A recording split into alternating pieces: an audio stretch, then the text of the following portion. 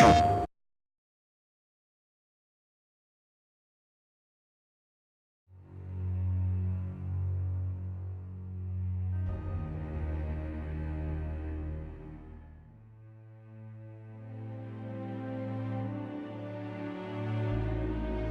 need the freedom to change the franchise with the vision of the development team. He changes because the team feels that's the right vision for it. Yeah. We are trying to make the very best iteration of Hitman that there's ever been, and that requires taking some ownership of the character of our hero and making our own interpretation and version of him. I think it's such an interesting thing. It really puts some of what we're doing into perspective, because you could say that in a way we don't really change anything, right?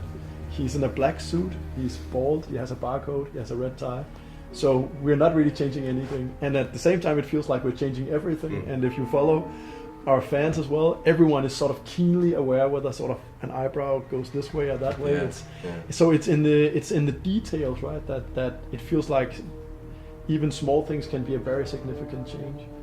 But as the technology improves, it's almost as if the early iterations of 47 were seen through this sort of blurry view of reality, and that our version of reality is becoming ever increasingly sharper into focus, and you can see those micro details in the face.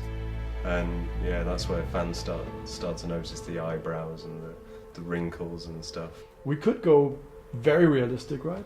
And at the same time, we really feel compelled to build 47 more like I wouldn't say a cartoon character, but it's like we try to bring in elements that are definitely just not 3D scanning some face that we think looks like 47, but it's still very much crafting the look of him. He's very hyper real, right? It feels like the 47 that we have now, you couldn't go out there and find a guy that looks exactly like him. But it's not like we change him in a vacuum either. He's part of the genre that we are going for.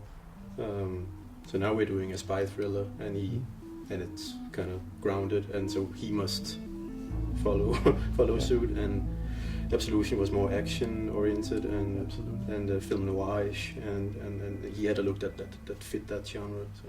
You mentioned him being an artist, and artists are on a constant journey of ever improvement. True. Does 47 see himself as being this guy on this sort of this journey? It's a good question. Well, for me, it's clear that he doesn't. Obviously, he's a perfectionist. He seeks perfection, and you can't really achieve that, right? So, I think he will just. He would never reflect on himself as at the peak of his career. I think it's something for us to say when we look at the universe and just say what would be the prime for him in our minds. I don't think for him it's impossible.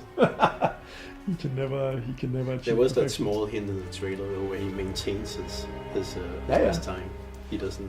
No, it's we're talking very, very small improvements, right? Definitely. No, absolutely. Yeah, I'm still debating with myself whether it's because he wants to hit that time. It's a mental challenge. Can you run the same distance and hit the exact same time? That's even more impressive. You're right. No, I don't know.